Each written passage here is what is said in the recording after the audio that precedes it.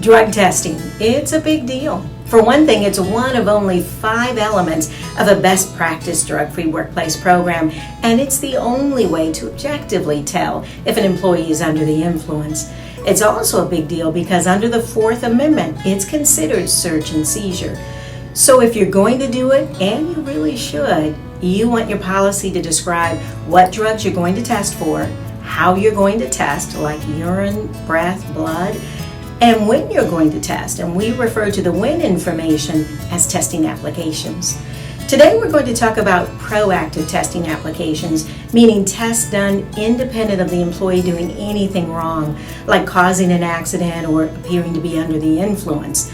We'll talk about those reactive applications and applications tied to sending someone for an alcohol or drug assessment in later videos.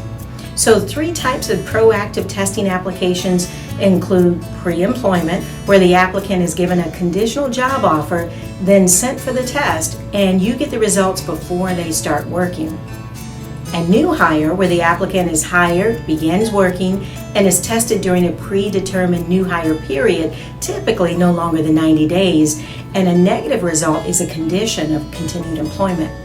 Most companies don't do both, pre-employment and new hire, and each has its pros and cons. For example, if you're hiring the employee into a safety-sensitive position, you'd probably not want the employee on the job without a negative test, so pre-employment would be the way to go.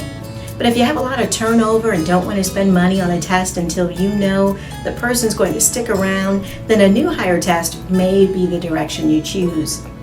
Another thing to ponder with pre-employment, the employer typically tells the applicant when they need to report to the testing facility, but there's an element of surprise with a new hire because the new employee doesn't know when, during that new hire period, they'll be asked to go. And of course, if you're subject to an authority, you have to do what they say. The Department of Transportation, for example, says it's got to be pre-employment. So the decision just comes down to what your organization needs and whether there are any authorities at play.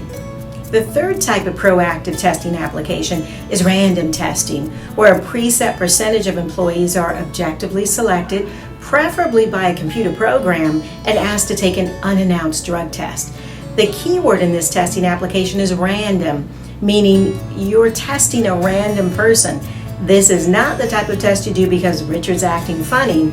That's not random. It's reasonable suspicion, which we'll talk about later. And random's also not what you do when a person comes back to work after treatment. That's called follow-up.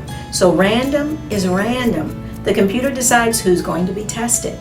So the tricky part is not understanding these applications. It's making sure you're making the correct testing application decision per your alcohol and drug policy and calling it by the correct name. If your policy says you'll do a specific test with a specific set of conditions are met, it's critical that you follow your policy to uphold employee rights and maintain the integrity of your program. Again, we'll cover more applications of testing in a future video, but in the meantime, if you have questions about when you should be testing, we'd be happy to help clarify those differences and the benefits of any of these or other drug tests. Just reach out. We're here to help.